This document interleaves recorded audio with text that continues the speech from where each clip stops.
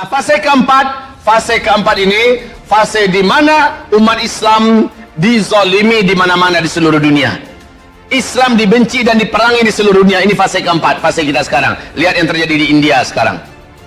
Yang terjadi di India sempurna, Pak. Apa yang digambarkan Nabi juga sudah di depan hidung kita masing-masing. Nabi berkata, nanti di akhir zaman akan ada dua kelompok umatku yang akan masuk surga tanpa hisab. Jadi kelanjutan kita dengan India, dengan hadis ini saya katakan pasti akan terjadi. Ada dua kelompok umatku nanti yang akan masuk surga tanpa hisab.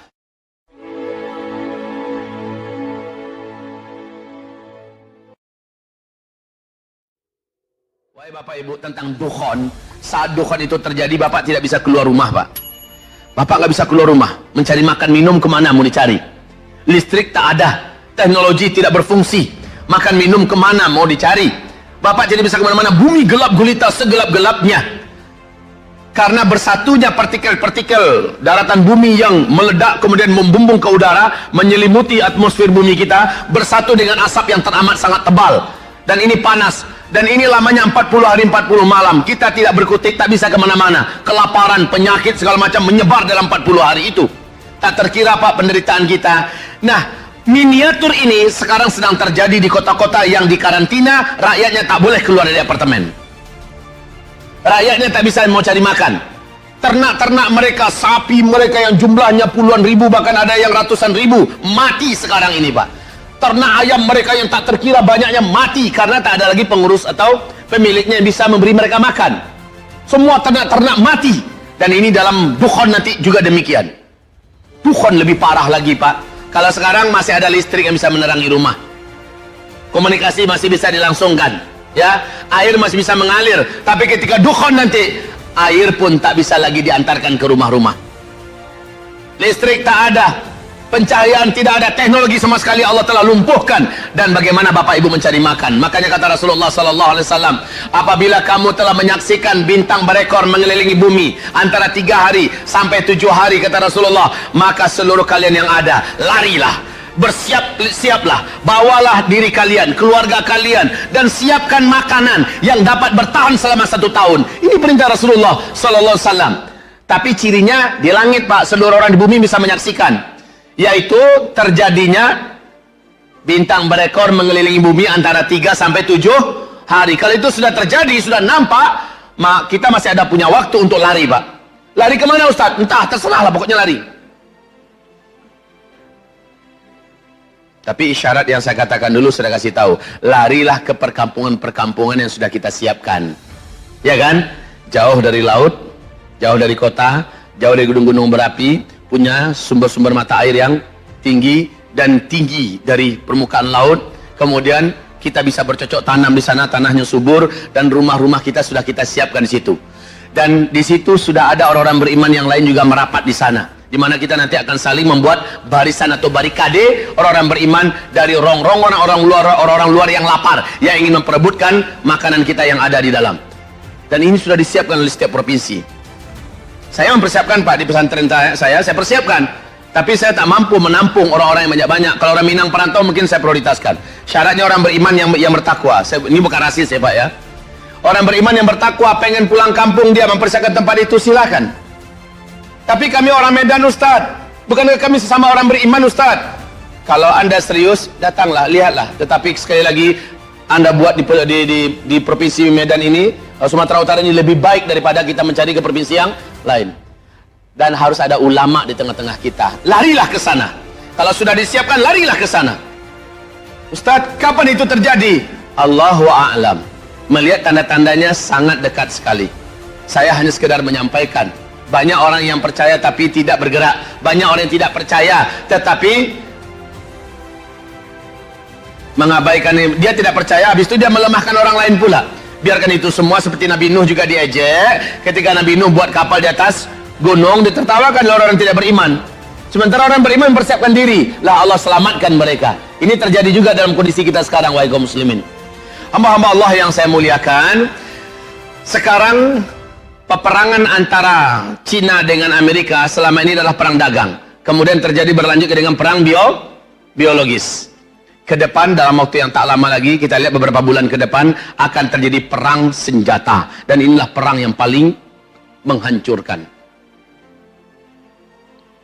Saya tak mampu bayangkan seperti apa porak-porandanya kehidupan dan peradaban di masa-masa yang akan datang, Pak. Ini tahun 2020. 2020 ini akan lebih berat daripada 2019. Dan 2021 akan lebih berat daripada 2020.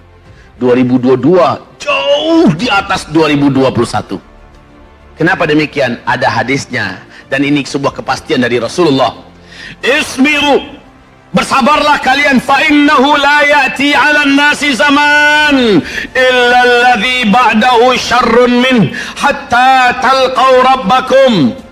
Bertahanlah kalian, bersabarlah kalian, sabar dalam salat, sabar dalam ibadah, sabar dalam keistiqomahan menjalankan Islam yang kafah, sabar dalam berdakwah, sabar dalam perjuangkan Islam, sabar dalam mencari rezeki yang halal, sabar dalam mempertahankan ukhuwah sesama orang-orang beriman. Sabarlah kalian, bersabarlah. Fa innahu la yati alaikum zaman. Nanti kata Rasul akan datang suatu zaman. Nah, ini zaman yang saya pernah uraikan berkali-kali di masjid ini juga. Ini sudah pertemuan keempat kalau nggak salah saya di masjid ini ya. Yang waktu itu malam itu padat sekali, dan itu wajar. Siang ini masa-masa orang masih gentayangan kemana-mana.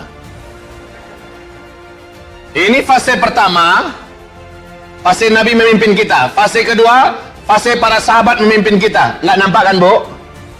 Nah, Ibu nggak nampak, Bapak yang di depan nampak. Tapi suara kita jelas, insya Allah. Yang fase yang ketiga, umat Islam dipimpin oleh para khalifah yang menggunakan sistem kerajaan. Nah, sekarang ini fase keempat. Di fase keempat ini Islam sedang tidak memimpin dunia. Fase 1, 2, dan 3 Islam memimpin 2/3 dunia.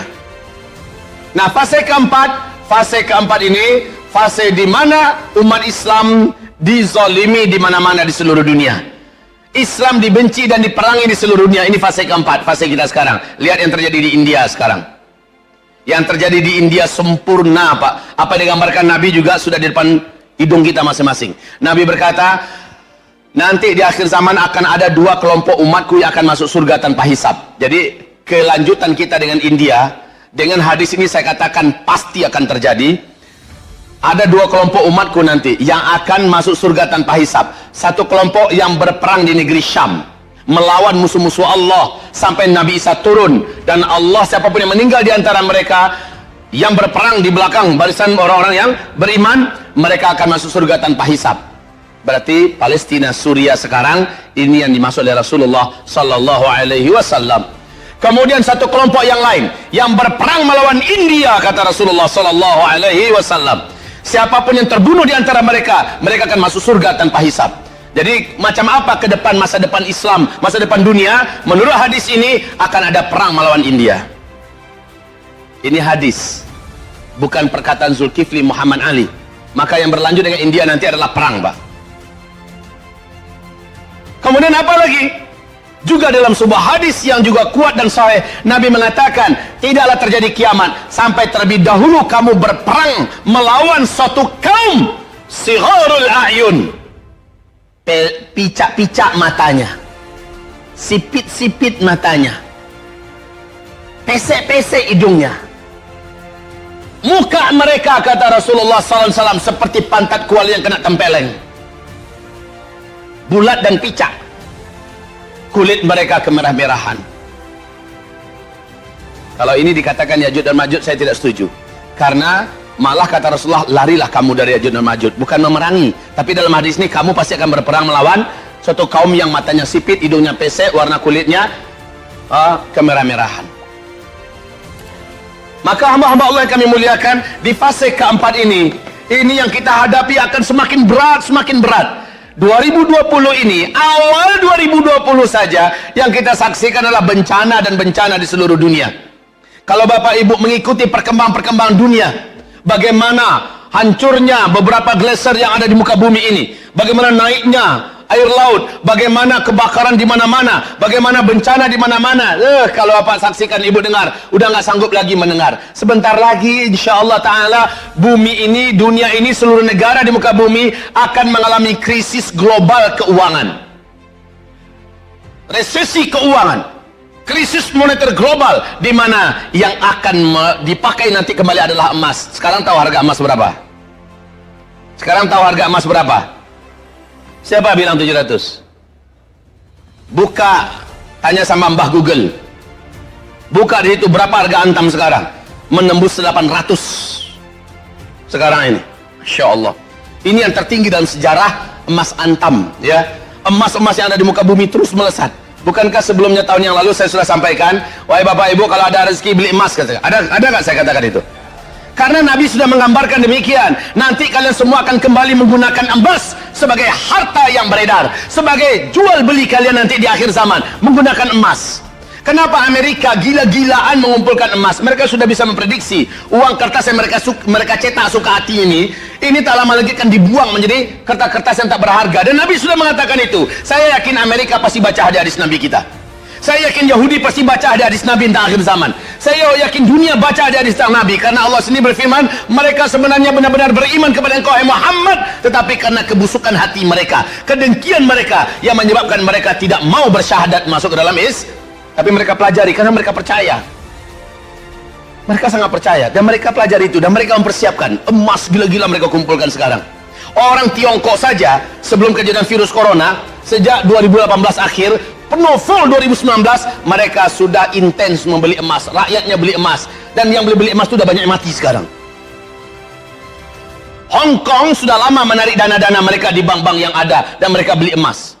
Jepang, negara-negara besar, Cina apalagi, Amerika, Eropa, negara-negara besar ini semuanya pada berebutan membeli emas. Saya peringatkan pada kita semua, ayo beli emas. Karena uang kertas yang ada, apalagi apa namanya, rencana keuangan ke depan itu, mata uang yang beredar, uang digital semua ya, Bitcoin dan sebagainya, ini semua takkan pernah sukses. Saya ingatkan, belilah emas, emas akan terus naik. Dan terbukti sekarang. Bagaimana kira-kira emas ke depan? Demi Allah akan jauh lebih gede, sehingga harta uang kertas ini nggak ada harganya. Bapak kalau ada uang sekarang disimpan di bank, Bapak akan merugi. Tarik dana itu, belilah emas. Kita ada gaji simpanan, daripada disimpan dalam bentuk uang, lebih bagus belikan emas. Ibu ada simpanan apa, Bu? Belilah emas. 1 kilo, 2 kilo, cukuplah simpanan. Mental-mental orang miskin kayak ini nih. Dibilang 1 kilo, 2 kilo pada ketawa. Tak apa-apa. Ada duit, ada simpanan, belilah emas. 1 koin, 2 koin, 1 gram, 2 gram, silakan. Emas bentuk batangan, emas berbentuk perhiasan, atau koin dinar, silakan, belilah.